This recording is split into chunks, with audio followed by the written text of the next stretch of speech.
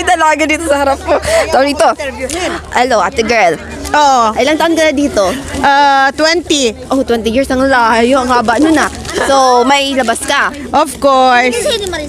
Yes. May jowa ka? Naghahanap. Naghahanap siya ng jowa. Bongga-bongga. Very good. Maghahanap ako. Naghahanap ng jowa. So, sabi nila may gara dito. Uwi ka ng Pinas. Mag-stay ka. Hindi, uwi ako sa June.